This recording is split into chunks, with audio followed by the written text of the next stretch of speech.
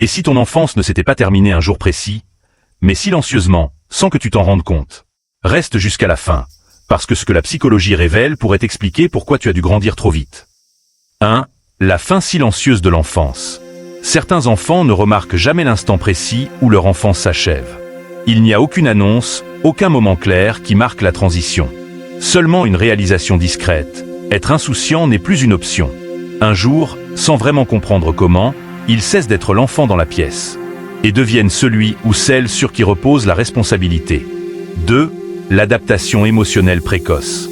La psychologie explique ce phénomène par ce que l'on appelle l'adaptation émotionnelle précoce. Lorsqu'un enfant grandit dans un environnement où la stabilité semble incertaine, son cerveau apprend à privilégier la survie plutôt que le confort. Peu à peu, la vigilance remplace la légèreté. 3. Quand la responsabilité remplace l'innocence. D'abord, la responsabilité prend la place de l'innocence. Au lieu d'exprimer librement leurs émotions, ces enfants apprennent à gérer les situations, à apaiser les autres et à éviter de créer des problèmes.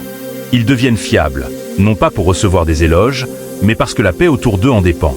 4. Une indépendance naît trop tôt. Ensuite, l'indépendance apparaît prématurément. Quand le soutien semble incertain, l'enfant cesse d'attendre de l'aide. Il apprend à résoudre ses problèmes en silence et à porter ses difficultés seul. À l'âge adulte, les autres admirent leur force, sans toujours voir combien il leur est difficile de demander du soutien.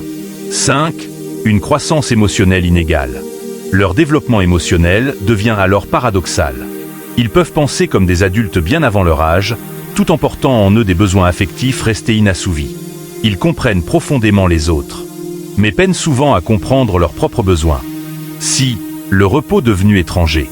Pour ceux qui ont grandi dans l'imprévisibilité, le calme peut sembler inconfortable. Le système nerveux reste en alerte, prêt à affronter le prochain problème, même lorsque la vie devient enfin sûre. Le repos n'est pas naturel, il doit être réappris. 7. Le poids de dépendre des autres. Avec le temps, avoir besoin des autres paraît lourd.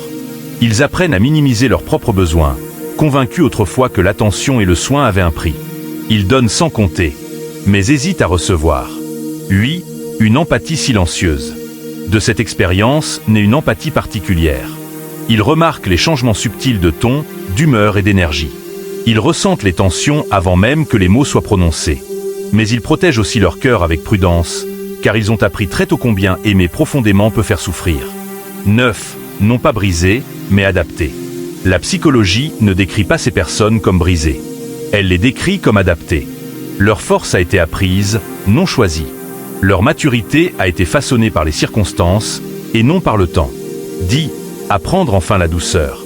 Guérir ne signifie pas devenir moins fort. Cela signifie découvrir quelque chose qui ne leur a jamais été pleinement offert.